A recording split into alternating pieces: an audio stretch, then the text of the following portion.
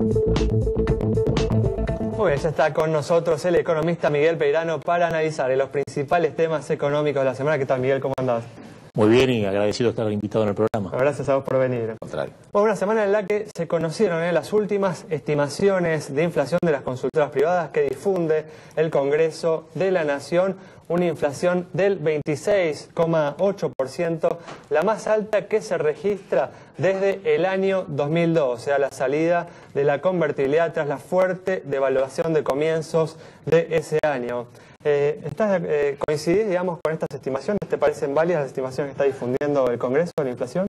Sí, son reflejo de una realidad que se evidencia y que confirma un nivel inflacionario muy elevado, un nivel inflacionario que no se vincula incluso ni con el contexto internacional de precios, ni con la propia dinámica económica argentina, y que marca la necesidad de encarar el problema inflacionario. ¿Qué elementos, digamos, crees que están contribuyendo justamente a esta aceleración que se viene dando en la inflación? Recordemos que el año 2012 terminó con una inflación del 25,8 nuevamente de la misma fuente. Ya estamos en noviembre con el 26,8 y lo más factible es que el año termine, digamos, por encima también de esta cifra, ¿no? Bueno, exactamente, y los problemas son dos, obviamente. El primer problema, el nivel inflacionario en sí mismo, y segundo, que no hay un reconocimiento del tema por parte del gobierno y no se ve una actitud para empezar a encarar la resolución del problema, con lo cual también evidentemente es un tema central. Son muchos los factores que influyen en los niveles inflacionarios actuales, desde políticas macroeconómicas que no están coordinadas y generan un enorme nivel de incertidumbre, la propia incertidumbre cambiaria, políticas sectoriales en cadenas agropecuarias con alta incidencia en la canasta familiar, es decir, falta de inversión en determinados sectores estratégicos por distintas realidades sectoriales o por la propia incertidumbre general. Es un fenómeno que es multicausal. Uno veía, por ejemplo, Miguel, un aumento del 37% en el gasto público año a año en octubre, ¿no? Elementos que seguramente contribuyen, ¿no?, al aumento de la inflación. Y en el marco de una política macroeconómica donde las definiciones cambiarias no son claras, son contradictorias. Si uno repasa las definiciones cambiarias de los últimos meses, han transitado por distintas visiones y en todos los casos van generando niveles de incertidumbre, cambios de posiciones de las autoridades, y obviamente esto retroalimenta un problema que a mi entender se empezaría a solucionar. Si el gobierno reconoce explícitamente el problema, si genera estadísticas y restablece el INDEC personal desplazado, y si a partir de reconocer el problema empieza a liderar la solución. Porque yo creo que lo central es empezar a encararlo, empezar a generar mejoras graduales. No existe motivo para que hoy la Argentina tenga ese nivel inflacionario. En parte ese nivel inflacionario es consecuencia de decisiones equivocadas del propio gobierno. Entonces creo que ya con mejoras, con un cambio de tendencia, observando los actores económicos que el año que viene tiene una perspectiva menor y que se lidera la solución del problema, cambia el clima, cambia las expectativas y no se trata de resolver el problema de un día para el otro. Ahora, también es cierto que el gobierno está encarando el tema de las estadísticas. Hay un nuevo IPC, un nuevo índice de precios que estaría por salir en marzo. ¿Te parece que ese IPC va a mostrar la realidad de las estadísticas de la inflación en la Argentina o va a seguir un poco dibujando los números? Fíjate que en primer lugar todavía hay datos que son evidentes como personal que está restablecido por fallo de la justicia, que no son efectivos por parte del gobierno en el INDEC, y creo que todavía no tenemos motivos para darle validez a que este nuevo índice va a garantizar nada específicamente.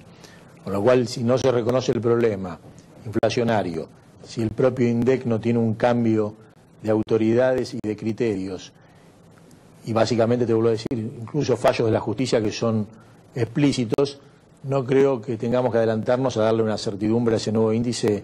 Es una oportunidad que tiene el gobierno igual para empezar, ¿no?, a blanquear el problema, ¿no? Que la oportunidad la tiene con el nuevo índice y la tiene con el propio INDEC actualmente. No es necesario dejar de lado el INDEC para tener esta oportunidad. Pero además, el propio planteo oficial no se reconoce el problema inflacionario. Entonces, tampoco se plantea la necesidad de encarar una política antiinflacionaria. Yo creo que en este sentido es tan necesario reconocer el problema y comenzar a encararlo, como tampoco transitar por visiones simplistas, reduccionistas o, entre comillas, tradicionalmente que impliquen ajustes recesivos para frenar la inflación. Por eso yo digo, ni la negación del problema, ni tampoco por transitar por recetas que hemos conocido en un pasado de la Argentina no tan lejano o en experiencias internacionales que para terminar reduciendo la inflación paralizan los niveles de actividad o generan problemas económicos tan profundos como la inflación. Ahora, en todas estas multicausas o los diferentes factores que mencionabas que generan inflación, no mencionaste el dólar. Y el tipo de cambio oficial está ya en 6,30, el dólar turista está en 8,50 y este último trimestre hubo una devaluación, digamos, importante que no sabemos todavía cómo se va a traducir a precios el año que viene. ¿Cómo ves vos este pasaje de la devaluación que está viendo ahora? Primero, si pensás que va a continuar a este ritmo o va a aflojar, y segundo, ¿cómo se puede traducir esto en aumento de precios?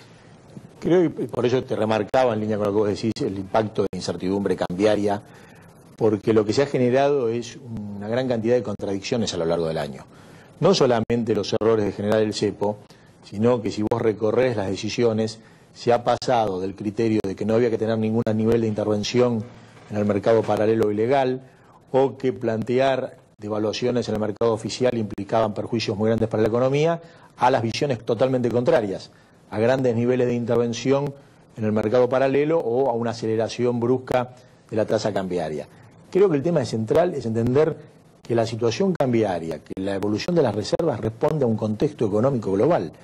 Para cambiar la tendencia de incertidumbre cambiaria, la presión sobre las reservas, no hay que analizar las medidas desde el punto de vista estrictamente cambiario, sino desde el punto de vista de plan.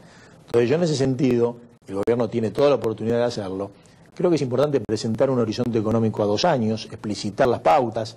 Eso no quiere decir que pierda capacidad o margen de tomar nuevas decisiones en la dinámica económica, pero darle un marco para evitar las contradicciones, los cambios permanentes, y que ese marco tenga políticas macroeconómicas coordinadas, políticas en el sector agropecuario industrial, un capítulo muy fuerte de incentivo a la inversión, un cambio en los criterios de la administración de las importaciones, que también ha tenido un componente inflacionario por falta de criterio sectorial.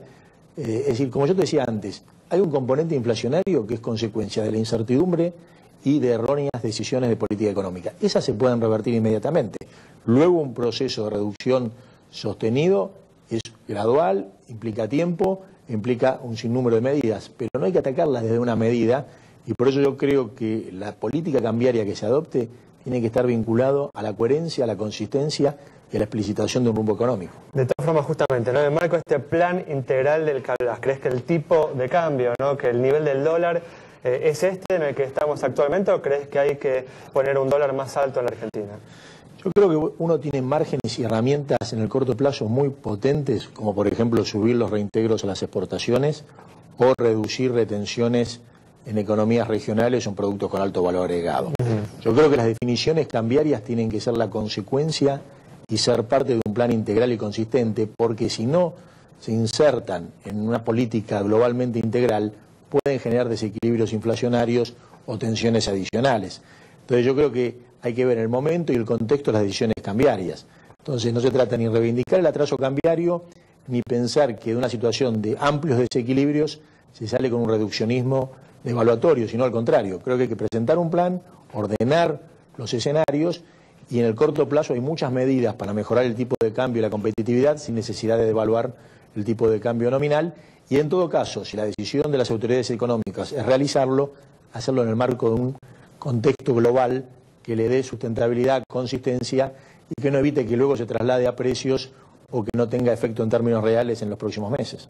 Bueno, parecería ser que una de las alternativas es buscar financiamiento de China. Justamente esta semana estuvo el ministro de Economía en un viaje a China buscando incrementar la oferta de dólares. ¿Te parece que esa puede ser una alternativa para avanzar en soluciones? Mira, nosotros en la campaña legislativa del Frente Renovador fuimos muy claros en el sentido que el desendeudamiento en términos relativos, en términos del peso de la deuda respecto a la economía, respecto de la autonomía en las decisiones, es importante, pero en muchas ocasiones para crecer, para transformar infraestructura, para generar proyectos, por ejemplo, en energía, puede ser útil el endeudamiento, y en particular nosotros señalamos bancos o organismos que tienen financiamiento a largo plazo.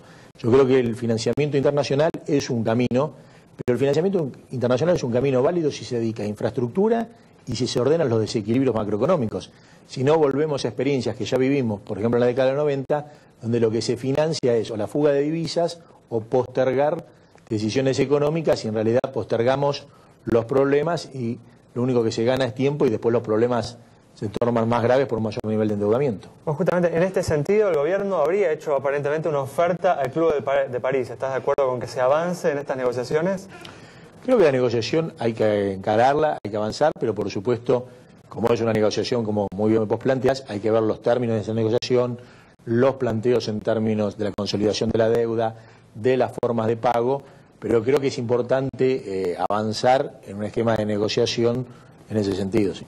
Pues Miguel, muchas gracias por haber estado con nosotros. No, gracias a ustedes. El análisis de Miguel Peirano sobre los problemas de la economía argentina, la aceleración de la inflación y el tratamiento que se le debe dar a este problema para comenzar a resolverlo. Nos reencontramos el próximo martes a las 17 horas aquí en Metro.